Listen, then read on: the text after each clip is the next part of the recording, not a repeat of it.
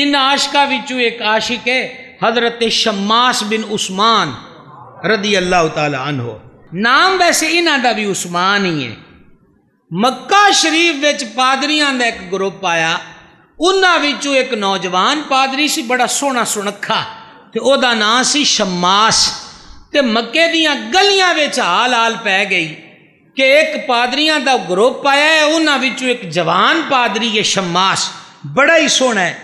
تے جڑے شماس دی میں گل کردا پیا نا، انہاں دا چاچا انہاں آکھیا او تسی اے شماس ویکھیا ہے، ایک شماس اور بھی ہے، او میں تانوں وکھاواں۔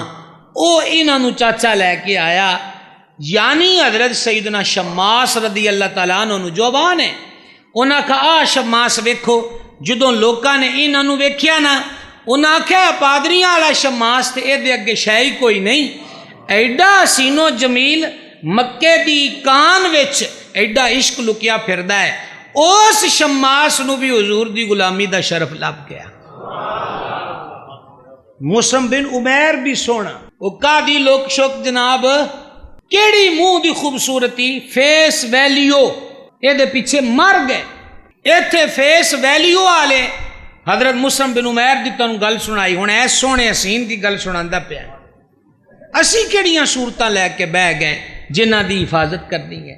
بابے رومی رحمت اللہ علیہ نے مسنوی شریف وچ فرمایا، انہاں آکھیا اے جڑیاں اوپر والیاں شکلاں پیچھے تو مردا پھرنا ہے، اے پانی اتے بنے ہوئے نقش و نگار نے، ہلکی جی لہر اٹھ دی ہے تے اے نقش مک جاندے، اس ذات نال محبت کر جنوں فنا ہی کوئی نہیں، جڑا ہمیشہ ہے، باقی ہے، موجود ہے۔ تو حضرت شماس دامن اسلام چاہ گئے۔ حضرت شماس رضی اللہ تعالی عنہ بھی احد دے جان نثاراں وچوں ایک کے، جدو جنگ دا پاسا پلٹیا نا، اے حضور دی پہرے داری وچ حاضر رہے تے سرکار علیہ الصلوۃ والسلام نے فرمایا، دو گلاں تہاڈے نال کرن لگا ہے، غور نال سننا۔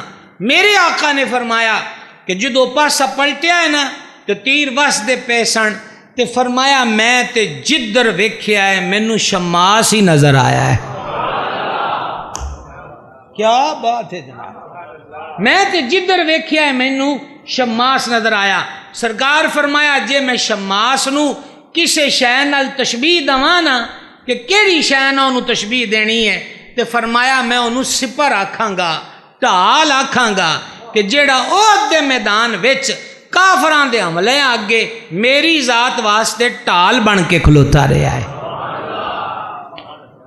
احد دے شہیداں وچ حضرت شماس ہے۔